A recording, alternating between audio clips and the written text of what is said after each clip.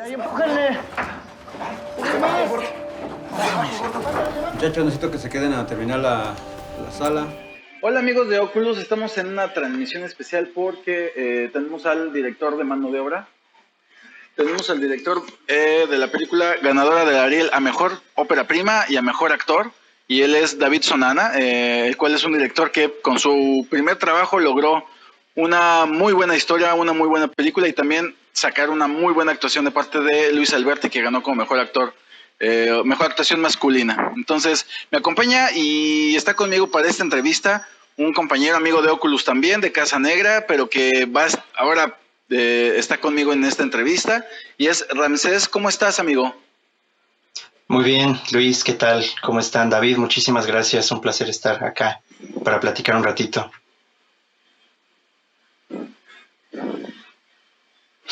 Pues ahora sí, David, te damos la bienvenida, gracias por concedernos esta entrevista. No, gracias a ustedes, gracias por el espacio y bueno, contento de platicar de la película. Oye, pues mira, primero que nada, felicidades por el premio a Mejor Ópera Prima. La verdad es que a mí, por lo menos en lo personal, y estábamos platicando Ramsés y yo fuera del aire, que nos gustó bastante la película, la historia, el tratamiento que le diste, y obviamente la actuación de Luis Alberti. Pues yo te felicito mucho por ese tipo de trabajo. Creo que lograste algo muy bueno dentro del cine mexicano y ya se quedará en la posteridad como una de las mejores películas mexicanas del 2020. Entonces, gracias. Y pues, la primera pregunta. Cuando yo escribí de mano de obra, y más bien cuando la vi y empecé a reflexionar respecto al tratamiento que tú le das a la película, se me hizo un trabajo parecido en historia a Rebelión en la Granja de George Orwell de 1945. Estos personajes de animales de granja que se rebelan y que establecen su propio gobierno, y el gobierno resulta ser todavía más totalitario que el que tenían con los humanos, ¿no? Entonces, cuando vi Mano de Obra, se me figuró esta historia de George Orwell, que era una crítica al socialismo totalitario. Trataste de hacer, sin querer o conscientemente, una crítica al socialismo que se está viviendo en algunos países, tanto en América Latina como en Europa.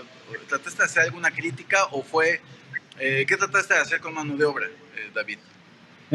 Pues mi intención en términos políticos, y más que mi intención, mi visión, es que independientemente de qué sistema esté gobernando... Hola. ¿Me escuchan? Sí. ¿Me escuchan? Sí, te escuchamos. Hola. Lo que decía es que independientemente de qué sistema político esté gobernando un país, amigo, o un gobierno, etcétera, creo que lo que hace que estos fallen son las faltas morales de los individuos que los componen, ¿no? El empoderamiento, la corrupción, las ambiciones personales, más allá de si estamos hablando de capitalismo, socialismo, comunismo. Creo que lo que ha hecho que todos estos sistemas colapsen es la ambición humana e individual. Y en el caso de Mano de Obra es lo que quería expresar, ¿no? A plantear al inicio un esquema en donde el capitalismo impera, tal vez, ¿no? Con el dueño de la casa, con estos hombres trabajando para construir la casa y les pagan poco, etcétera, todos los modelos del capitalismo que hemos visto. Y esto evidentemente no funciona en la película, pues por el egoísmo, ¿no? De los dueños, de la gente que trabaja, del maestro de obra y demás. Y luego pasa en un segundo término a una especie de comuna que también termina por colapsar por los mismos motivos que colapsó el primer sistema. Entonces, más que criticar un sistema, estaba criticando la moral humana, ¿no? Ok. La verdad es que me dejé de ver un minuto, y... No te preocupes. Pues, ¿me escuchan bien? Sí, ¿verdad? Sí. Ok. La verdad es que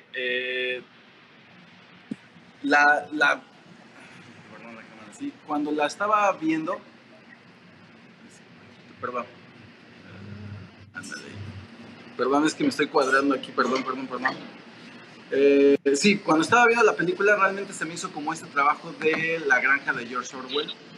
Me encantó ese tratamiento y esa era mi duda, realmente pensar en la crítica incisiva que Orwell le realizó en su momento y cómo hoy la abordaste pues de esta manera tan pulcra. A mí me encantó ese tratamiento y te felicito mucho por esta película, David. Ramsés, ¿tú tienes alguna pregunta para el director? Sí, claro, por supuesto. Muchas gracias, Luis. Nuevamente, David, gracias por concedernos este breve espacio. Felicidades por la película. Realmente a mí también me gustó muchísimo. Creo que el cine que tú has hecho, tanto tus cortometrajes como tu primera película de largo aliento, creo que son historias que nos invitan mucho a cuestionarnos. Y eso a mí me parece que le falta muchísimo al cine mexicano. Y que antes le faltaba más. Afortunadamente yo pienso que de los últimos tal vez 10 o 15 años para acá y más recientemente todavía en los últimos años han salido películas que invitan mucho a cuestionarnos muchas cosas, muchos valores, y en este caso tú lo estás comentando, tu película al abordar temas tanto individuales como a nivel colectivo, en tanto la moral humana, creo que es algo bastante necesario. Creo que con tu película lo lograste muy bien. Entonces te felicito por eso. Esa es obviamente mi percepción. Pero justamente en ese sentido preguntarte, ¿por qué escoger entre tantas cosas que se pueden contar a partir de esta nueva voz que se le está dando en el cine mexicano a estas historias en las que al espectador se le está invitando a cuestionarse verdaderamente, profundamente sobre su condición y su naturaleza humana? ¿Por qué escoger temas en los que está involucrada la situación de diferencias sociales, de clases sociales, de la forma en la que lo estás haciendo, no cayendo en convencionalismos que ponen solamente a una clase como víctima, sino que tú profundizas más psicológicamente, tanto a nivel personal, insisto, como colectivo, en esto que mencionas, ¿no? Que el sistema es lo que falla, sea quien esté en el poder y sea de la clase que sea, se corrompe. Exacto. Es decir, existe corrupción en todos lados. Entonces, ¿por qué escapar de ese convencionalismo de solamente retratar como víctima a una clase y profundizar más en ello sobre su moral? Pues creo que yo también estoy un poco cansado y harto de las películas en general, pues del tratamiento que se le da en los medios, hasta en la vida social, a la lucha de clases, ¿no? Y hasta en la política, ¿no? Que si los ricos son, no sé, los malos o los pobres los buenos o viceversa. Ya, yo creo que parecemos como borregos borregos de corral sin abrir los ojos y decir, a ver, ¿qué está pasando realmente, no? O sea, por Dios, caminen en la calle un poco y den una vuelta y yo invito a la gente a abrir los ojos a qué es lo que está pasando realmente de fondo, ¿no? De dónde cada cosa que uno ve en la calle o en la política tiene una raíz sociológica más atrás, ¿no? Entonces, a mí me gusta la gente que va más atrás y que entiende las problemáticas que pueden existir hoy en día por lo que son históricamente hasta llegar tal vez a la conquista, ¿no? Entender al México de hoy, claro, por 500 años de colonia, y entenderlo también de una forma global, ¿no? En el mundo moderno, en un mundo pues ya totalmente global, en el cual todos los movimientos internacionales afectan al país, y eso nos afecta de lo macro, puedes ir a lo micro y entender un poco de la psicología humana específicamente en los mexicanos, y de ahí también puedes partir pues a todos estos dilemas morales que tenemos, al mundo político. A mí me interesa retratar el mundo como es, ¿no? Siendo lo más objetivo posible. Obviamente pues no seré perfecto y me equivocaré, pero en este caso yo creo que más allá de expresar una lucha de clases de la cual ya todos estamos cansados, no lleva a nada y ni siquiera es correcta. O sea, no hay buenos y malos por tener dinero o no tener dinero. Eso es ridículo, ¿no? Creo que hay que empezar a abordar las cosas como son, y observar los patrones tal vez de los gobernantes, ¿no? ¿Qué gobernante en la historia de Latinoamérica ha llegado al poder a partir de una necesidad de justicia que obviamente es evidente que se necesita, pero en toda la historia de Latinoamérica, ¿qué gobernante ha llegado y realmente ha mejorado las cosas para el pueblo, ¿no? ¿Y cuántos gobernantes se han empoderado y se han corrompido y han han tenido ambiciones personales y han pensado únicamente en ello?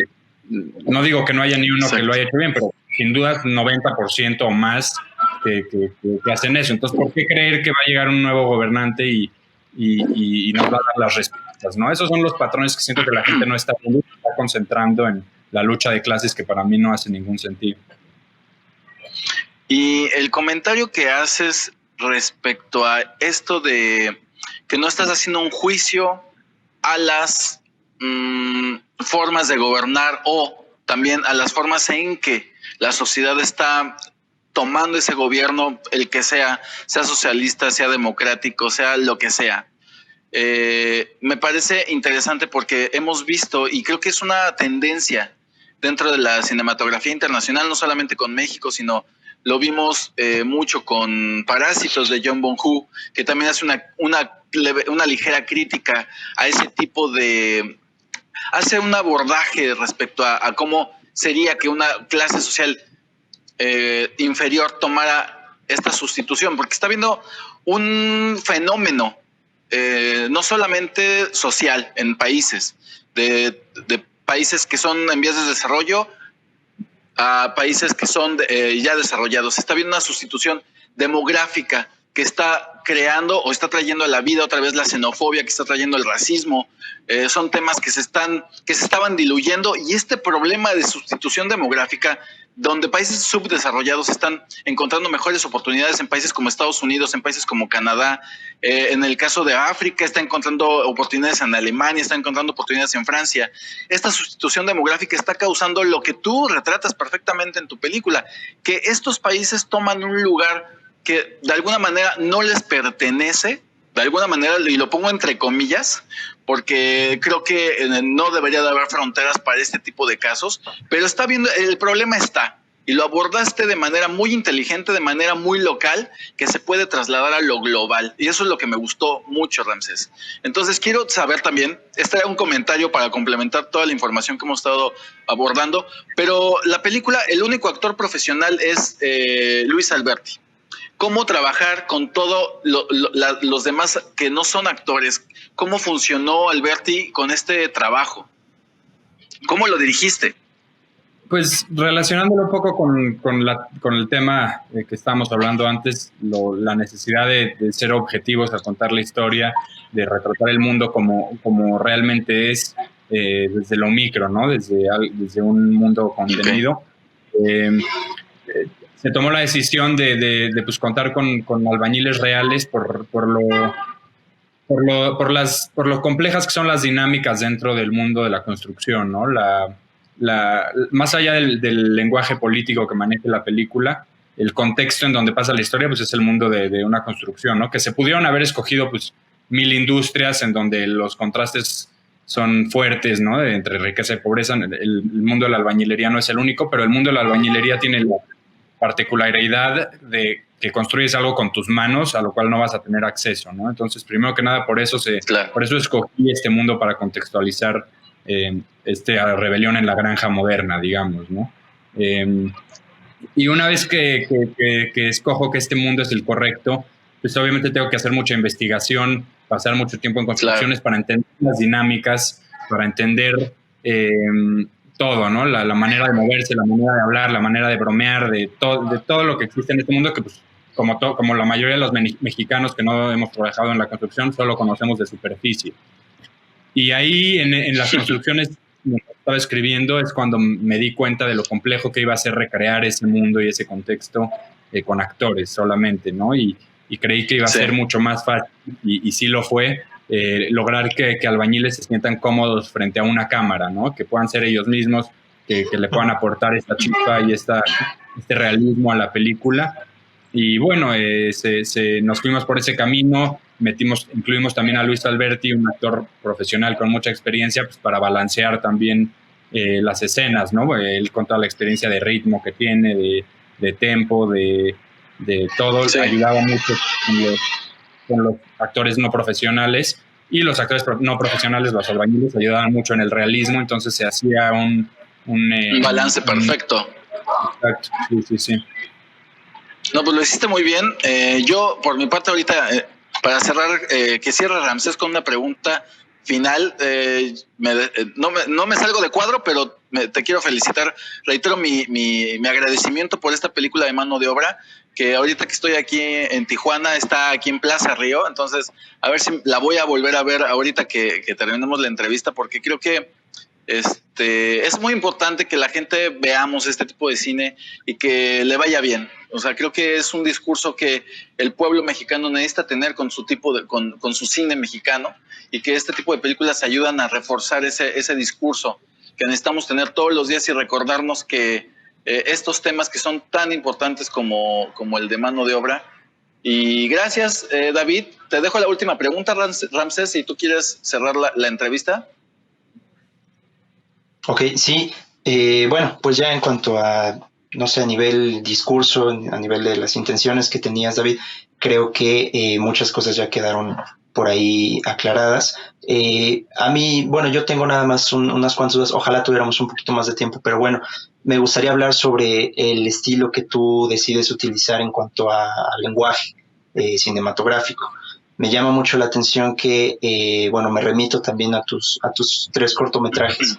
Insisto, independientemente del discurso, lo que querías decir tal cual con el relato, con la narración, me llama mucho la atención que en tu cine, en general, tanto tus cortos como Mano de Obra, siempre hay algo ausente en la historia. Es decir, ocultas algo siempre que es prácticamente como el detonante de la historia. En este caso de Mano de Obra, pues llega inmediatamente. Es decir, el primer giro está en el primer plano. Sí. Que pienso que determina todo lo que va a ser el lenguaje visual que utilizas para la película, que son planos fijos, planos estáticos, salvo tal vez 2 o 3 momentos que son bastante fáciles de reconocer, en los que tu cámara se mueve. Pero quisiera preguntarte en ese sentido, porque veo que también en tus cortometrajes también utilizas un lenguaje parecido. Creo que en Hermano veo más cercano el lenguaje que en Mano de Obra. Pero bueno, serían nada más esas 2 cosas. ¿Por qué no explicitar un detonante en la historia? ¿Por qué ocultarlo? ¿Cómo es que llegas a la decisión de ocultar un poco qué es lo que va a detonar la historia? Y sin utilizar nada gráfico, por ejemplo, ¿no? Porque no sé, pudimos ver algo muchísimo más dramático con el primer acontecimiento de la película de Mano de Obra, pero tú decides hacerlo bastante estático, y eso es lo que determina también el lenguaje. ¿Por qué decides utilizarlo de esta forma? Pues me han preguntado mucho justo más que de la primera escena, me preguntan mucho por ejemplo, de la muerte del dueño de la casa, o del abuso a la niña, a la hija de uno de sus compañeros y demás. Son muchas cosas que pasan fuera de cámara, y pues yo lo que siempre digo es que a mí me gusta el cine que no me da todo y que me permite a mí también involucrarme con el personaje, proyectando a lo mejor mi propia forma de ser en esas escenas que están faltando, hilando esas escenas, involucrándome de esa forma, ¿no? A mí me gusta ese tipo de cine, y bueno, pues yo creo que por eso lo hice así, para también hacer de 1 hora 20 que dura la película, pero bueno, viste en 1 hora 20 cachos de la historia, pero es una historia mucho más profunda, que abarca más cosas que no viste, y eso lo hace que se sienta que hay más que hay más contenido, ¿no? Fuera del tiempo que dura la película corriendo en pantalla. En cuanto a la primera escena, que no es explícita, pues creo que a mí me gusta, no creo que era necesario hacer algo explícito, sino más bien pues simbólico, ¿no? El símbolo de un hombre cayendo está ahí, detona todo lo demás, todos sabemos lo que pasó, no tenemos que irnos al detalle. Pues es una especie de simbolismo, y está bastante explícito, digo, ves a un hombre caer, ¿no? Tampoco es como que no lo vimos, hubiera podido ser que ni siquiera lo veamos, pero, Claro. pero bueno, está ahí la información necesaria para impresionar de cierta forma, amarrar a la persona, al público desde la primera escena y mantenerlo interesado en el resto de la historia, ¿no? Exactamente, sí, eso es lo que yo pienso, que todo lo que decides mostrar, bueno, tanto lo que está en pantalla como lo que no está, creo que es bastante contenido, es decir, no te alocas, ¿no? Como dirían, o sea, mostrando más de lo debido, entonces eso está muy bien.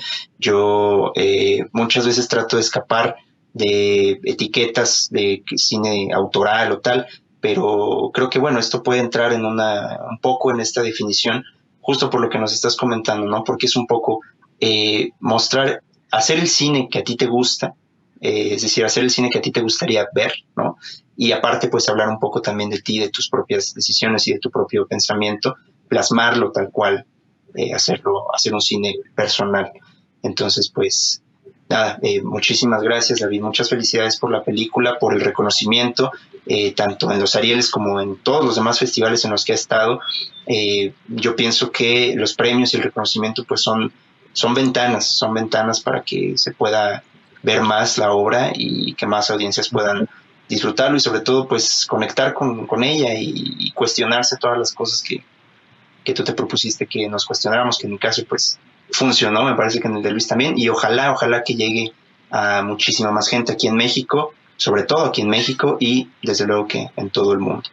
Entonces, bueno, pues sería todo de nuestra parte, David. Te agradecemos muchísimo de parte de Oculus que nos hayas concedido este espacio. Sí, no, David, te reitero. Adelante. No, perdón, nada más les iba a agradecer, pero dime. No, yo te quiero agradecer, igual Ramsés ya lo hizo, pero personalmente te quiero agradecer la entrevista y la apertura con Oculus Todo el Cine. Nos gustaría más adelante poder contar contigo en el estudio para que pudiéramos platicar más a fondo con mucho más tiempo, ya que todo esto termine de la pandemia, pues sí, nos gustaría tenerte con muchísimo gusto dentro del estudio y platicar más a fondo de tus demás producciones, como 600 millas, tu participación con Michel Franco. Entonces, todo eso que tú involucras como director y productor está muy interesante y te agradezco mucho que hayas tenido el tiempo para Oculus. No, el gusto es mío y claro que nos veremos más adelante cuando todo esto pase. Con gusto los acompaño por ahí. Oye, y hoy presentas dentro de Autocinema Coyote, Mano de Obra. Sí, ahí la voy a ir a presentar. ¿A qué hora? Para que sepan, creo que es a las 8, ¿no? A las 9. 8 o 9 de la noche, a las 9. Sí. Entonces, sí. Pues invitamos a la gente que vaya a ver Mano de Obra a Autocinema Coyote. No sé cómo va la venta de boletos, pero te felicito. Sí, a las 8, pues. Ah, perfecto. Pues David, sí. David, te agradezco mucho la entrevista, gracias a todo tu equipo que nos contactó y que ayudó a que esto fuera posible.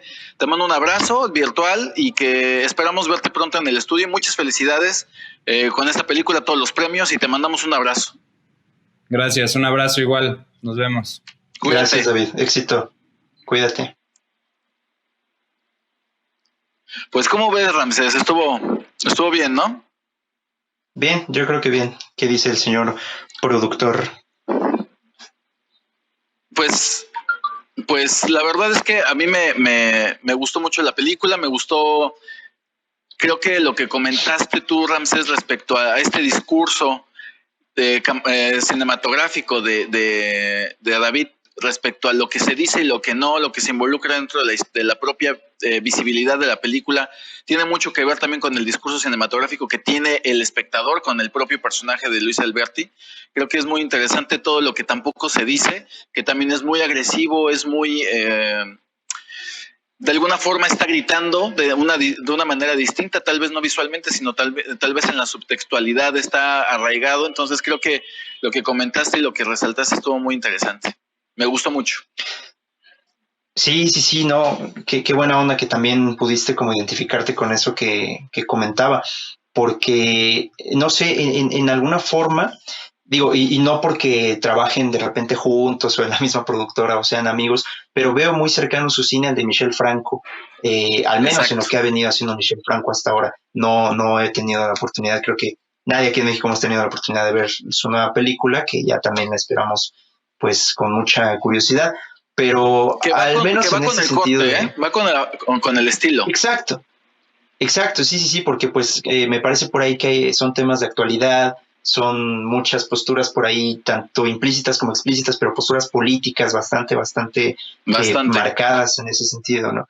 Entonces, pues sí, en este juego, como tú lo mencionas, de la subtextualidad, de lo que está en cuadro y lo que no, o sea, todo se vuelve realmente importante y hace un pacto bastante, pues igual, ¿no? Bastante marcado con el espectador en el que, pues sí, justo como él lo comenta, ¿no? O sea, nosotros, como diría Zizek, nosotros tenemos que suturar esos espacios en los que no podemos acceder, Exacto. ¿no? En los que se nos restringe la mirada para ver exactamente qué es lo que está ocurriendo y suceden estas elipsis temporales que de repente, no sé, en la primera parte de la película, de un plano a otro ya pasaron meses, ¿no? Y no nos damos cuenta si no estamos como bien pendientes de la película.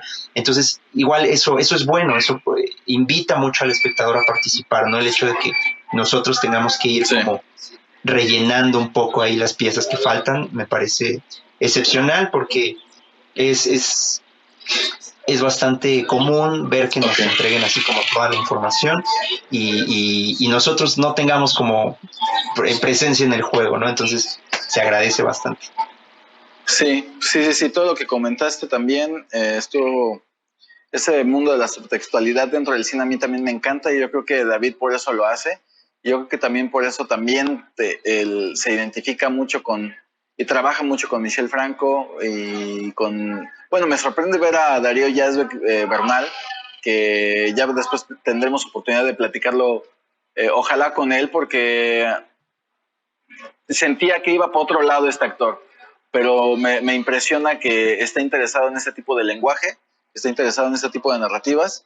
Y pues ya para terminar, queremos invitar a toda la gente que se conecten hoy a las 8 de la noche con nuestros amigos de Oculus Todo el Cine, con AJ y Sara Sapien. Y bueno, pues les mando un saludo y nos vemos la próxima semana. Me despido de ti, Ramsés, te mando un abrazo. ¿Qué?